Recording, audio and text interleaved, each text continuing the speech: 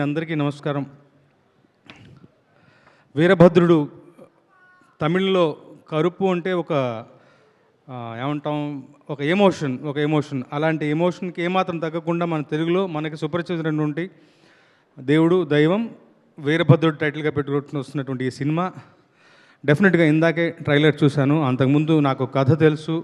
ఈ చిత్రంలో 4 పాటలు రాశాను.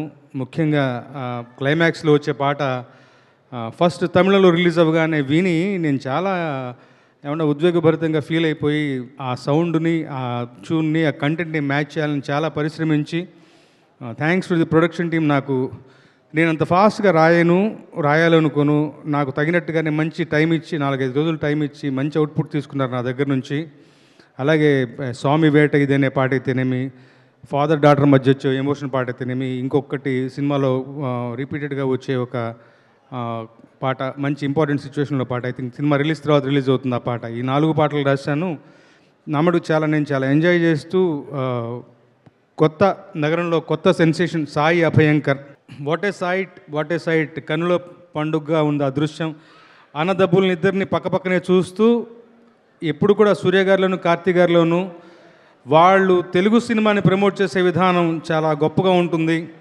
మన ఇంటి మనుషుల్లాగా, మన సొంత మనుషుల్లాగా, మన ఊరి మనుషుల్లాగా వాళ్ళు అనిపిస్తూ మనకు ఆ భావన కలగజేస్తూ సినిమాని ప్రమోట్ చేసే విధానం నభూతు నా భవిష్యత్తు. అలాగా వాళ్ళిద్దరిని వాళ్ళ పక్కపక్కన చూడడం చాలా సంతోషంగా అనిపిస్తుంది. ఇక ఈ చిత్రానికి వస్తే మనసుకు నచ్చినట్టుగా ఇష్టపడి 4 పాటలు రాశాను. నగరంలో కొత్త సెన్సేషన్ సాయి అభయంకర్ మీ అందరికీ తెలుసు. డూడ్ సినిమాతో మంచి మన అందరి హృదయాలను చూరగొన్నాడు. తాను కూడా తమిళంలో సూర్యలా గారు లాంటి ఒక పెద్ద స్టార్కి సినిమా చేయటం చాలా పెద్ద విషయం. తన మ్యూజిక్ కూడా గొప్పగా ఉంటుంది, చాలా ఎమోషనల్గా ఉంది. మంచి ఆల్బమ్ కుదిరింది. నాతో పాటు ఇవాళ నా సోదరుడు కాసల శ్యామ్ కూడా కొన్ని పాటలు రాశారు. తను కొంచెం ఫీవరిష్గా ఉండి రాలేకపోయారు. తన తరపున కూడా మీ అందరికీ హాయ్ చెప్తూ ఈ సినిమా మంచి ఘన విజయం సంపాదించాలి. అలాగే మరీ ముఖ్యంగా చాపకిందిలాగా, సైలెంట్ కిల్లర్ లాగా రాకేందు మౌళి ఈ మధ్య ఏ కాలంలో ఏ డబ్బింగ్ సినిమాని చూసినా కానీ వాళ్ళ నాన్నగారి లెగసీని నిలబెడుతూ అటు పాటలు ఇటు మాటలు 2 రాస్తూ కూడా మంచి పేరు సంపాదించినటువంటి రాకేంద్ర మౌళికి నా బెస్ట్ విషెస్ తెలియజేస్తూ, ముఖ్యంగా ఆర్జే బాలాజీ గారు ఈ సినిమాతో నేను యాక్చువల్గా ఆయన గురించి వికీపీడియాలో చూడటం, ఆయన ఇంటర్వ్యూస్ చూడటం తటస్థించింది.